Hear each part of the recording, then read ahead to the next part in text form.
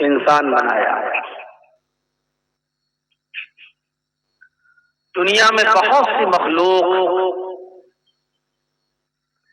جیوت ہے۔ ہم جب اپنے علاقے میں نظر ڈالتے ہیں تو اللہ کی پیدا کردہ بہت سی مخلوق پر ہماری نظر پڑتی ہے۔ ہم ذرا اس مخلوق پر نظر ڈالیں اور پھر اپنے آپ پر نظر ڈالیں اور پھر اللہ کا شکر ادا کریں کہ اللہ نے مجھے انسان بنایا۔ وہ چاہتا تو ہمیں اور آپ کو کسی اور مخلوق میں بھی پیدا کر سکتا تھا،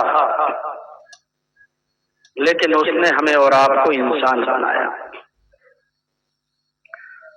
اور صرف انسان بنا کر ایسے ہی نہیں چھوڑا، ہمیں مسلمان گھرانے میں پیدا کیا۔ یہ اس کا ایک اور احسان ہے۔ اس نے ہمیں اور آپ کو اسلام کی دولت سے مالا مال کیا، مذہب اسلام عطا فرمایا۔ یہ اس کا ایک اور احسان۔ اس نے ہمیں قرآن کریم جیسی مقدس کتاب دی، ایک دستور الحیات، ایک بین الاقوامی کتاب اس نے ہمیں اور آپ کو عطا فرمائی۔ زندگی گزارنے کے اصول اور ضابطے اس کتاب کے اندر موجود ہیں، جس کی تشریح کی گئی احادیث کے اندر۔ قیامت کی صبح تک تمام سیہونی اور سلجوقی طاقتیں مل کر بھی زبر و زیر تو بہت دور کی بات، اس کا ایک نقطہ بھی اگر بدلنا چاہیں گے تو نہیں بدل سکتے۔ یہ ہے اس کتاب کی عظمت، جو اس کو بدلنے کی کوشش کرے گا وہ خود بدل جائے گا۔ ایک صاحب اٹھے تھے جس کا نام آپ سب جانتے ہیں، وسیم رضوی کے نام سے۔ قرآن کو بدلنے کی کوشش کی، سپریم کورٹ کے اندر اپلیکیشن بھی دی، رٹ بھی دائر کی، قرآن کے اندر سے 40 آیتیں نکالی جائیں، یہ لڑاتی ہیں، جھگڑا کراتی ہیں، جہاد کے لیے اکساتی ہیں، رٹ بھی دائر کی، الٹا یہ رٹ خارج بھی ہوئی، جرمانہ بھی لگا، چلا تھا قرآن کو بدلنے کے لیے، اللہ نے اسی کو بدل دیا۔ اب وہ رضوی سے تیاگی ہو گیا۔ اب سننے میں آ رہا ہے کہ جس دھرم کو اس نے قبول کیا وہاں کے لوگ بھی اب کہہ رہے ہیں کہ یہ مرے گا تو ہم اس کو شمشان گھاٹ میں جلائیں گے نہیں۔ ادھر اس کی قوم اور سماج کے لوگوں نے بھی اس کو نکال دیا ہے، ہم بھی اپنے قبرستان میں اس کو دفن نہیں کریں گے۔ ایسی بری حالت ہوئی ہے، نہ خدا ہی ملا، نہ وصال صنم، نہ ادھر کے رہے نہ ادھر کے۔ ہمیں اللہ کا شکر ادا کرنا چاہیے کہ اس نے ہمیں اور آپ کو قرآن کریم جیسی مقدس کتاب، اور اس نے ہمیں اور آپ کو جناب محمد رسول اللہ صلی اللہ علیہ وسلم کا امتی بنایا، ہمیں نبی اکرم محمد رسول اللہ جیسا نبی عطا فرمایا، وہ شریعت ان کی ہمیں عطا فرمائی۔ یہ بہت بڑا احسان ہے، بہت بڑی نعمت۔ اللہ نے اسی نعمت کو یاد دلایا۔ وَاذْكُرُوا نِعْمَةَ اللَّهِ عَلَيْكُمْ إِذْ كُنتُمْ أَعْدَاءً فَأَلَّفَ بَيْنَ قُلُوبِكُمْ فَأَصْبَحْتُمْ بِنِعْمَتِهِ إِخْوَانًا۔ اللہ کی اس نعمت کو یاد کرو کہ تم آپس میں ایک دوسرے کے دشمن تھے، محمد رسول اللہ صلی اللہ علیہ وسلم کے آنے سے پہلے، اسلام کے نفاذ سے پہلے تم آپس میں ایک دوسرے کے دشمن تھے، ایک دوسرے کی جان کے پیاسے تھے، ایک ایک روٹی اور ایک ایک گوشت کی بوٹی کے لیے تم ایک دوسرے کی گردنیں کاٹ دیا کرتے تھے۔ وَاذْكُرُوا نِعْمَتَ اللَّهِ عَلَيْكُمْ، اللہ کی اس نعمت کو یاد کرو کہ جب تم آپس میں ایک دوسرے کے دشمن تھے، ایک دوسرے کے حریف تھے، فَأَلَّفَ بَيْنَ قُلُوبِكُمْ، تو اللہ نے تمہارے دلوں میں الفت ڈال دی، اللہ نے تمہارے دلوں میں محبت پیدا کر دی، فَأَصْبَحْتُمْ بِنِعْمَتِهِ إِخْوَانًا، تو تم اللہ کی اس نعمت سے بھائی بھائی ہو گئے۔ یعنی محمد رسول اللہ صلی اللہ علیہ وسلم آئے تو اس نعمت نے تمہیں آپس میں بھائی بھائی بنایا، ورنہ تم ایک دوسرے کے دشمن تھے۔ کچھ لوگوں نے کہا اس نعمت سے مراد اسلام ہے، کچھ لوگوں نے کہا اس نعمت سے مراد قرآن ہے، اور کچھ نے کہا اس نعمت سے مراد جناب محمد رسول اللہ صلی اللہ علیہ وسلم۔ میرے بھائیو، محمد رسول اللہ صلی اللہ علیہ وسلم کی تعلیمات میں ہمیں آپس میں بھائی بھائی بھائی بھائی، یہی وجہ ہے۔ آپ غور کیجیے، اللہ نے دنیا میں ہمیں اور آپ کو بہت سی نعمتیں دی ہیں، لیکن کسی بھی نعمت پر اللہ نے احسان نہیں جتایا۔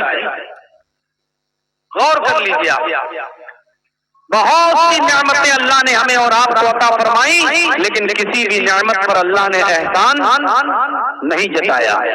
یہ ہوا جو چلتی ہے، ہم اور آپ جس سے زندگی پاتے ہیں، 10 منٹ کے لیے اگر رک جائے تو زندگی اجیرن ہو جاتی ہے۔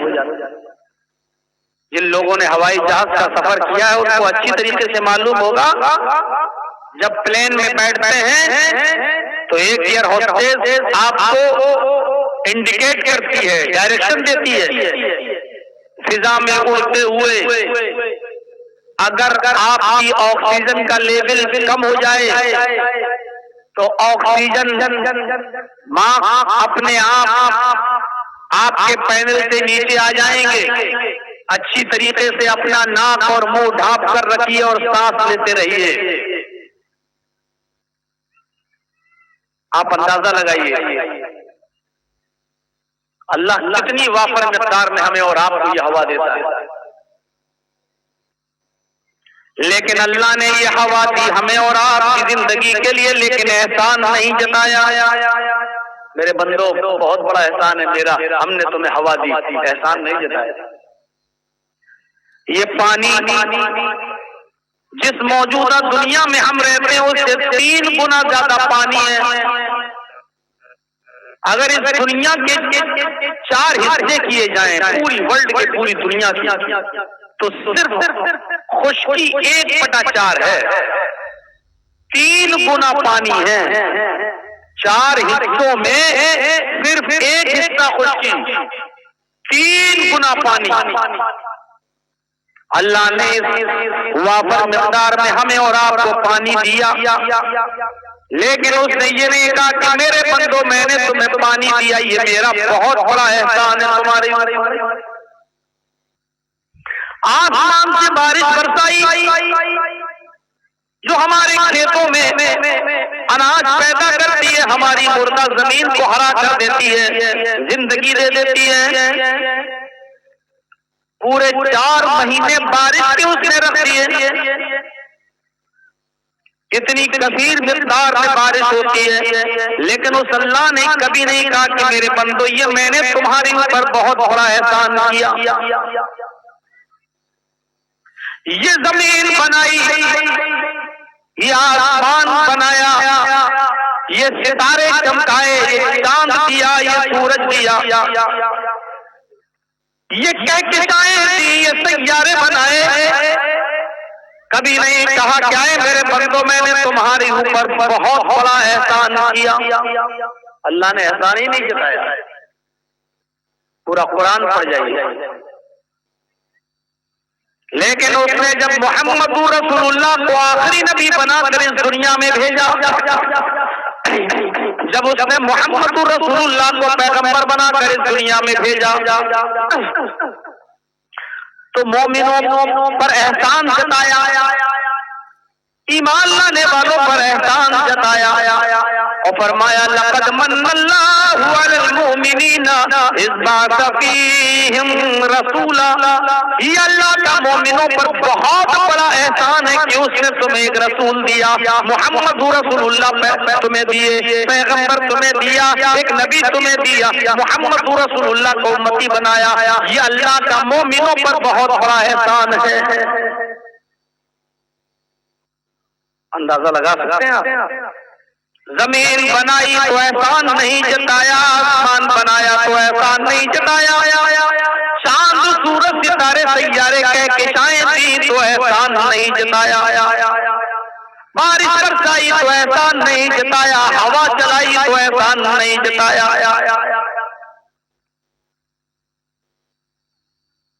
پانی دیا تو احسان نہیں جتایا. لیکن جب محمد رسول اللہ کو آخری نبی بنایا تو احسان جتایا. یہ ہمارا مومنوں پر، اللہ کا مومنوں پر بہت بڑا احسان ہے کہ اس نے تمہیں محمد رسول اللہ جیسا نبی دیا. نبی کی عظمت اور نبی کے مقام کو پہچاننے کی کوشش کریں. یہ ہے نبی کا مقام. ہم بھلے ہی اپنے سماج میں، اپنی سوسائٹی میں، اپنے معاشرے میں محمد رسول اللہ کی نافرمانی کرتے ہو، مسجدوں میں کرتے ہو، مدرسوں میں کرتے ہو، سماج میں کرتے ہو، شادی بیاہ کے موقع پہ کرتے ہو، آپ کی تعلیمات پر عمل نہ کرتے ہو، وہ ایک الگ مسئلہ ہے. لیکن محمد رسول اللہ کے مقاموں پر قدر کو دیکھیے، کیسی عظمت سے نوازا ہے اللہ نے.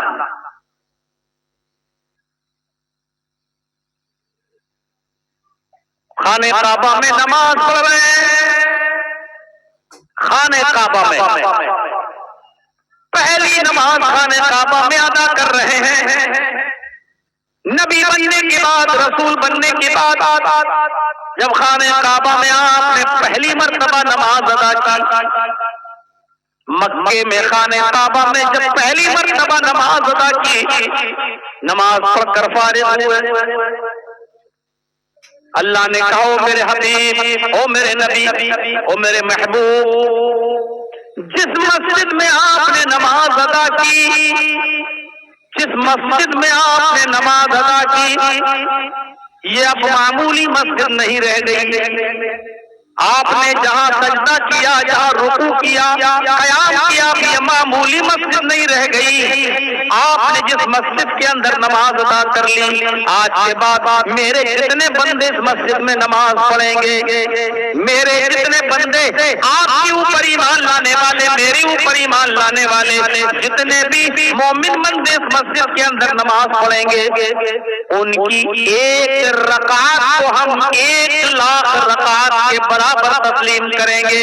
ایک رکعت کا ثواب ہم ان کو 1,00,000 رکعت کے برابر دیں گے. یہ عظمت بھی اللہ نے محمد رسول اللہ.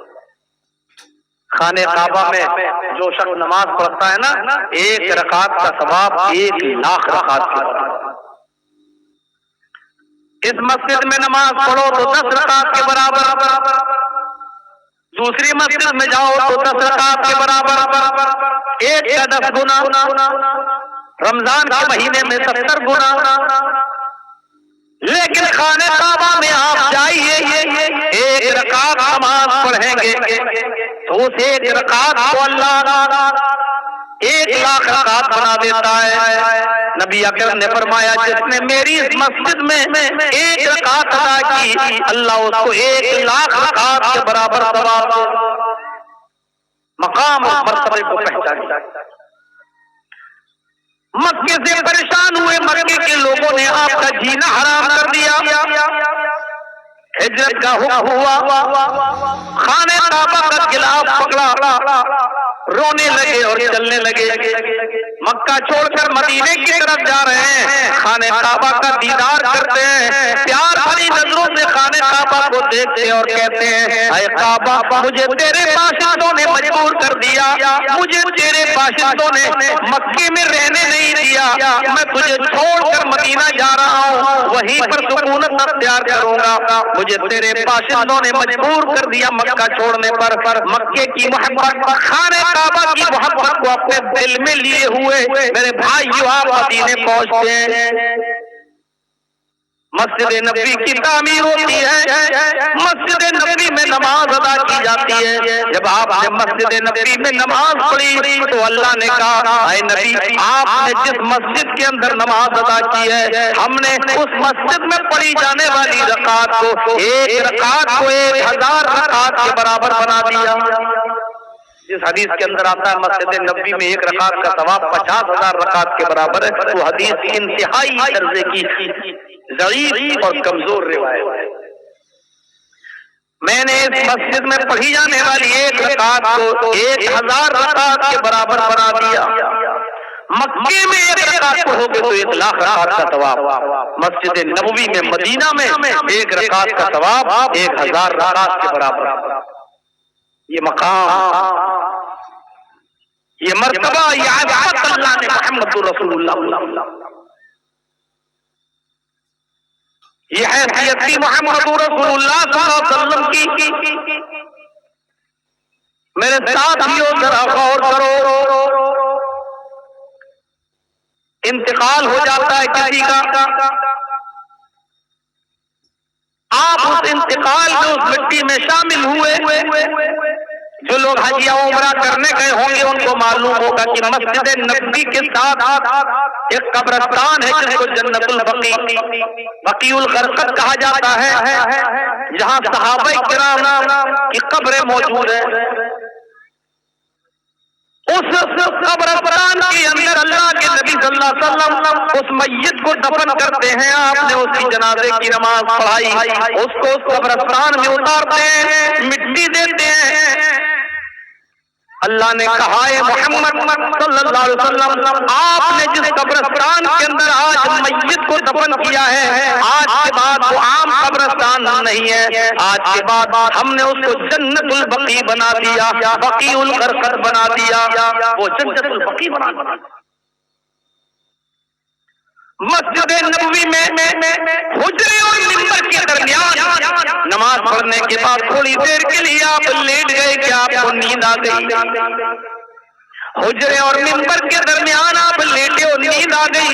جب آپ کھلی تو کیا دیکھتے ہیں جبرائیل بیٹے, فرمایا اے محمد صلی اللہ علیہ وسلم اللہ نے فرمایا منبر اور حجرے کے درمیان آپ جس جگہ پر آرام فرمائے ہیں, آپ جہاں لیٹ گئے ہیں, آپ جہاں سو گئے ہیں, اللہ نے اس جگہ کو بھی روضۃ من ریاض الجنہ, جنت کا باغیچہ بنا دیا, جنت کی کیاری بنا دیا.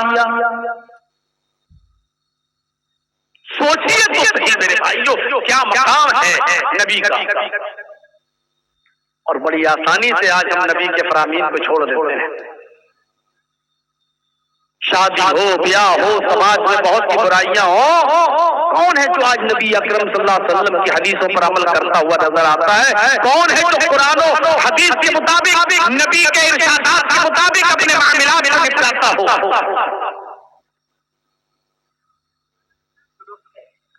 خانہ کعبہ میں ایک رکعت پڑھے تو 1,00,000 رکعت, مسجد نبوی میں پڑھے تو 1,000 رکعت بنا دیتے. جس میت کو قبرستان میں دفن کریں وہ قبرستان جنت البقیع بن جائے, جس جگہ سو جائیں وہ روضۃ من ریاض الجنہ بن جائے.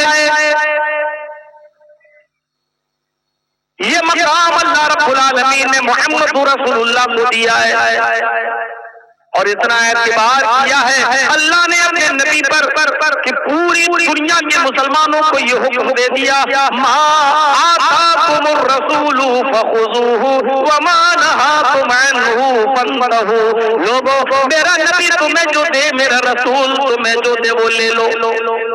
اللہ یہ بھی کہہ سکتا تھا میرے بندوں میں تمہیں جو دوں وہ لے لو، لیکن اللہ نے یہ نہیں کہا کہ میں جو دوں وہ لے لو. اللہ نے کہا ما آتاکم الرسول فخذوہ، تمہیں میرا رسول محمد جو دے وہ لے لو. محمد رسول اللہ پر اتنا بھروسہ، اتنا اعتبار، اتنا اعتماد، وہ تمہیں جو دے آنکھ بند کر کے لے لو. وما نہاکم عنہ فانتہوا، اور تمہیں جن کاموں سے روکے اس سے رک جاؤ. اور کیجیے، نبی نے جو دیا وہ ہمیں ماننا ہے، نبی نے جن کاموں سے روکا اس سے رکنا بھی دین ہے. نبی نے جس کام سے روکا اگر ہم اس سے رک رہے تو وہ بھی دین ہے. اب دیکھ لیجیے، ایک شخص ہے